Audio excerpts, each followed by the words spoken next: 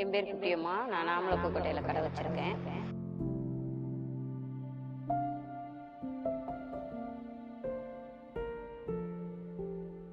இது எங்க வீட்டுக்கார் தொழில்.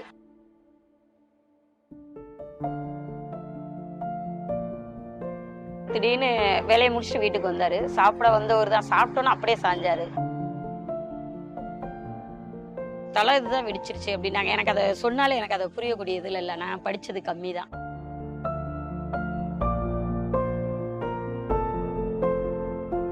அவர் இறந்ததுக்கு அப்புறம் நான் இந்த தொழிலை எடுத்து ரன் பண்றேன். காரு, டாடா ஏசி, இந்த டிராக்டர் வண்டி, எல்லா வண்டிக்கும் பார்ப்போம். கார் டயர் கலட்டி பஞ்சர் பாக்குறது, வல்கனிங் சிங் பண்றது, டியூப் பஞ்சர் பாக்குறது.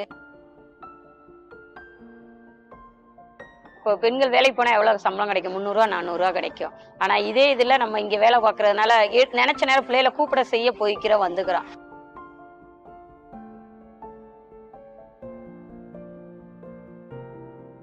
அதாவது மாசம் மாசம் நமக்கு யாரோ சம்பளம் கொடுக்குற மாதிரி மாசம் மாசம் அக்கௌண்ட்ல 1000 ரூபாய் டான்னு ஏறிடும் எனக்கெல்லாம்.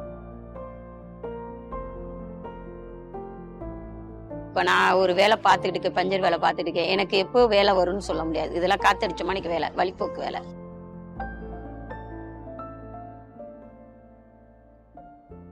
வேலை வந்தா தான் உண்டு. ஒரு காய்ச்சலோ ஒரு தலைவலியோ நான் ஒரு 3 நாள் 4 நாள் வீட்டுல படுத்துக்கிட்டேன்னா எனக்கு யாரு கொடுப்பா?